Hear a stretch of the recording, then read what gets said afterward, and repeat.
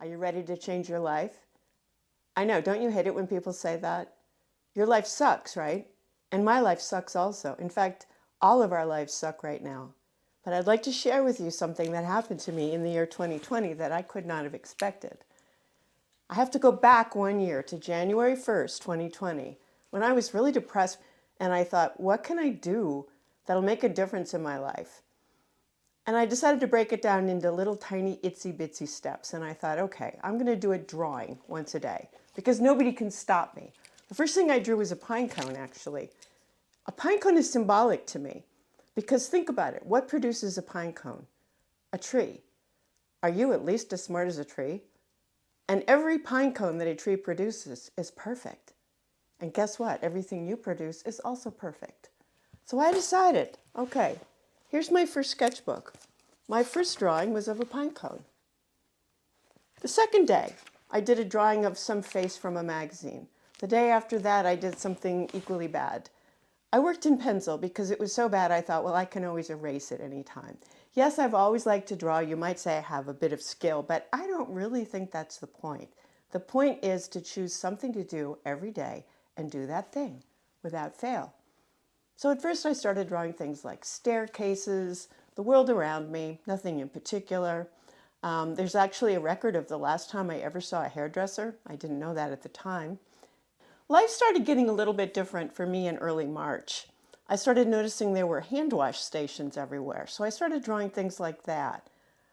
Then I realized that I wasn't going to be leaving the house for a very long time. So I started drawing pictures like this and like this.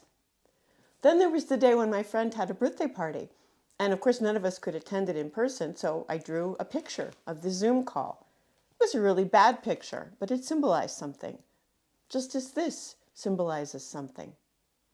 Now, at this point, we were into June, and we had a brief moment when things got a little bit better. You could sort of go out. I decided to start working in color. One day I went to the public library and just did a drawing of the children's room. Then I started drawing pictures of things that couldn't be drawn necessarily, such as music. My favorite composer is Prokofiev. And I couldn't speak Russian, but I thought, well, I was going to write his name in Russian because that would look really cool. Then it got to be July. We actually had a few days there where we could go out in public. We went to the lake. My boyfriend lay in the hammock. There was a little bit of hope, a little bit of sunshine in the world before everything went sort of black again. Starting in September, I just noticed there were signs everywhere that the world was not quite right, but people were trying to make the best of it. Finally, we got to around November 1st, and you can see I'm working in color, and my drawings actually did improve. This was the first time I tried to draw a whole group of people doing something together. And then the election came in November, and I realized I was documenting a year in history that was going to be unlike any other. So I tried to be more like a newsreel photographer and draw pictures of images I saw on the internet that seemed powerful to me, such as the first medical worker getting a shot in December, a COVID shot. Finally, the last thing that interested me this year was friendships with animals. I've been thinking a lot about animals, so I decided to focus on that, friendships between people and animals, between animals and other animals. So as you can see, I started January 1st thinking this is not going to happen, and I have a drawing for every day this year, including February 29th, which only happens once every 4 years. So I have 366 drawings. Now, what does that mean? What am I going to do next year?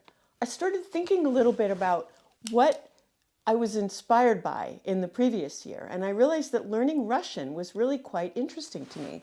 So I decided, okay, they have things like Duolingo now. You can go online and learn a language, and I've been practicing talking to my cat in Russian, getting a head start. This is what I said to her yesterday. Am I going to be talking to you in Russian in about a year? What do you think? If I do one little thing every single day, and it's measurable, it seems overwhelming that I'm going to make it to the end of this year. But you know what? No year can possibly be as bad as 2020. You just have to make the most of it. And remember, I think you're smarter than a tree. So you can probably do something at least this good. Happy New Year.